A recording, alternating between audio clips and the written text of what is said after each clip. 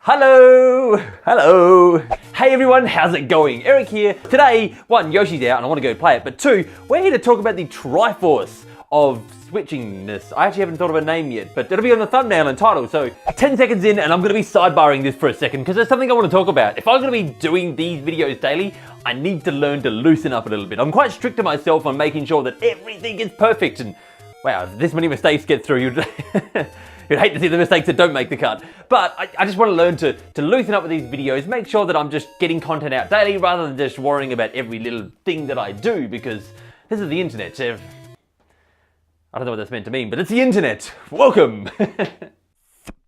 Sidebar over. Now, there is something that I do want to talk about today, and that is the silly idea that I came up with this morning. Switch game Triforce. If you are as curious as a kitten about what is the Switch game Triforce, then it's whatever you want it to be, man.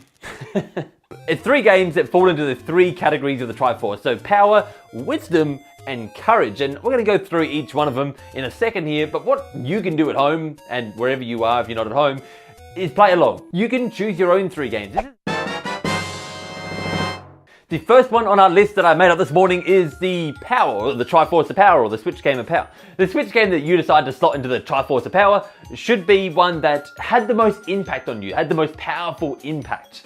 That could be visually, like maybe you didn't expect Hyrule to be so big when you walked into it and you're like, whoa. This is massive. And so that would be a game that had a real impact on you. But that's not the only one. You get to decide how this impact is. That could be, that's impact on expectation. Maybe this could be impact on hatred. Maybe it's just 1-2 Switch impacted you in such a way that your fierce hatred is the Triforce of Power. Which would make sense, it'd be like Ganon, Ganon, evil. 1-2 Switch, evil. It all makes sense now. Or it could be a game that just hit you right in the oh, God, I hit myself so hard. Or it could be a game that hit you right in the nostalgia. Oh, my nostalgia gland. Is that where the nostalgia gland is? My game of choice is actually Mario Maker 2. Well, first of all, I didn't want to pick Zelda because I feel like that's just kind of the obvious choice that I really wanted to pick, but I'm like, don't be that dude, Eric. Don't be him. But Mario Maker 2 was one of those games that I knew, we all knew, right? It had to be coming on some stage. They can't hide it from us forever. I just expected them to bring over the Wii U version and be like, here it is with a few extra little features, enjoy. But they just kind of went the extra mile and said, nope. There's everything under the sun and more. Well, actually, who knows? It seems to be a lot added to this game from what we've seen so far, and it's that alone has me really, really excited for Mario Maker 2. But what has this leaving an even bigger impact on me is the fact that we might see, or we will see, I can almost guarantee it, we're going to see some sort of DLC involved around Mario Maker 2. They've been doing this with all their biggest games in the Switch so far, and the original Mario Maker had DLC, and so I can see them slapping it all over this one, just smothering on the margarine until like, it's just greasy as anything, and the game is just something that everyone wants to consume and roll around in. Gross. As far as impact, Mario Maker 2 is just hitting me right in the gut right now. It's definitely the one I'm feeling the most, so that is where my Triforce of Power is left. Wisdom. Now this is definitely the Triforce that I'm lacking in the most. Wisdom is something that I'm lacking in, but that's not what this category is about. It's not about me, it's about the games. A game that would fall into the Triforce of Wisdom for me is a game that maybe shows you or teaches you something different. It could be a genre that you know really well and just everything about, and just like, you're like, no, you can't teach me anything new about this genre. And then this game comes along and you're like, wow, okay, Dead Cells, I was not expecting that from a roguelite. Or it could be an emotion inside yourself, like anger. Maybe playing Celeste in those really hard levels taught you anger and how angry you can really get to the game. Or maybe in the opposite effect, Celeste, on the topic of Celeste here while we're in this hemisphere of Celeste, maybe it taught you something like compassion. Maybe it taught you something that you didn't know about yourself. We're not going on just that game here, we're going on wisdom. And wisdom, I kind of go, it's like teaching or learning or understanding, something around those bounds. And there's one game to me that some of you might not even consider a game, that stands out to me as a game that taught me something, or that threw its wisdom in my face. I can't believe I'm about to say this. Labo. Labo is my wisdom game. It truly did. It showed me something so different, something I wasn't expecting. It grabbed me and went, Eric, pay attention to me. I walked away from Labo feeling like I'd learned something different though, something new, which is like, games teach me different stuff all the time, but crafting with my hands and doing something like that involves with gaming isn't something that I get to do at all.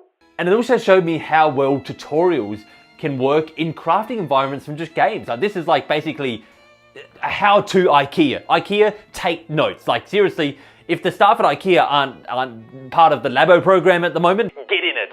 And the end product was something so cool. Like how they made so many different things that used the Joy-Con in different and fun ways, and used the Switch screen in different, like just having the piano screen sitting there with all the notes, and the way it used the Joy-Con to tell what piano buttons you're going ding ding ding ding ding on. That's amazing. Like that kind of just blew me away. The only problem is, and the only downside is that as much as I learned from this, and as cool as a product as it was, the games at the end, they could never be proper games. And that's kind of why, like, Labo I know Labo is getting VR, but Labo to me is almost like a VR product. It's an experience to me. It's not the way that I want to experience every game, but I'm so glad that I actually picked up Labo and just gave it a try and just got to learn what this is. And it does actually have me excited, like not to go on a tangent on Labo VR, but I'm actually kind of really excited for that. Honestly, if I hadn't known that they were doing VR in the future with Labo, I don't think I would have got that first kit. I think I would have saved my pennies. You know what, if I had a lot of foresight, there's a lot of things I would have saved my pennies on, but 1-2 switch. The way I'm looking at it is that if my sister come round, I don't care about showing her a fishing rod made of cardboard, but if my sister came round and I had the VR headset, something she could put on her head and be like, whoa, dude, I would totally show her that. That's not how my sister speaks, by the way. She'd be devastated that I made her sound like that. Whoa, easy there, Tiger. Labo requires its own video. I'm going to stop myself before I go any further. The last piece of the Triforce we have here is the Triforce of Courage. Now this one is what I call overcoming a challenge. Probably the most recognizable way of saying this is saying, you know what, getting on your bike and riding over the hill of Celeste.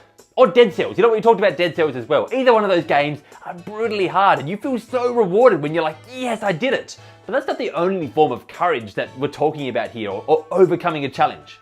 Maybe you didn't think you would be able to put 100+ hours into Mario and get all the moons, but you didn't. You committed that time and you put that time into getting all the moons. That took courage, that took guts. Those things you have in here, they're made for Mario and digesting food.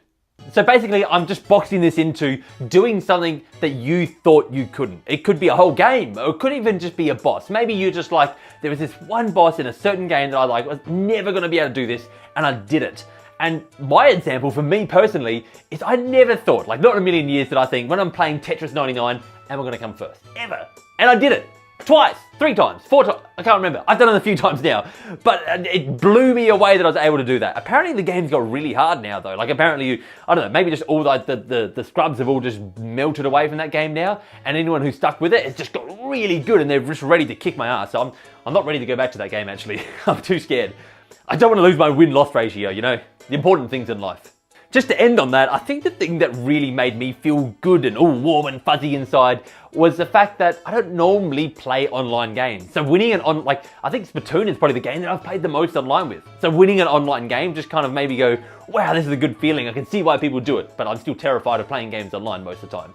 Anyway, guys, that is going to do it for Silly Fun Hour with Eric, even though it's probably only like less than 10 minutes, but why don't you let me know, again, down below, tell me what your Triforce games is. And I do want to put a stipulation here that it doesn't have to be like the same. It doesn't have to be, first of all, it can all be the same game. Like if you've only played one game on the Switch and you're like, this is my game that I've played, Eric, what am I supposed to do? You put that game down 3 times and you say the things in that game. Maybe there's a boss you overcame that gave you the courage. Maybe there was something that really impacted you in that game. Maybe there was some sort of lesson you learned from that game. You could choose one game, I'm not gonna judge. I would a little bit, but the point of this is not that I just get to come in here and throw my opinion, it's that you guys get to go down there and have a little bit of fun yourself, and I get to learn a little bit about your opinions and what you think of these, just the different games that impacted you, because that's always interesting to me. I love reading those comments. So thank you guys for watching. Thanks for letting me know down below. If you made it this far in the video and you enjoyed whatever I did here, make sure to hit that like button and that subscribe button. And for great Nintendo entertainment, remember, you can count on me. For today's end screen, I want to quickly mention that we got Yoshi's Crafted World this morning. Nat has been playing it today. She seems to be enjoying it. We also got these stickers that came with it, which is just some useless junk, but hey, they got us a pre-order, so yay us! Anyway, I think that's going to do it for today, and hopefully I'll get to play some Yoshi soon. Goodbye!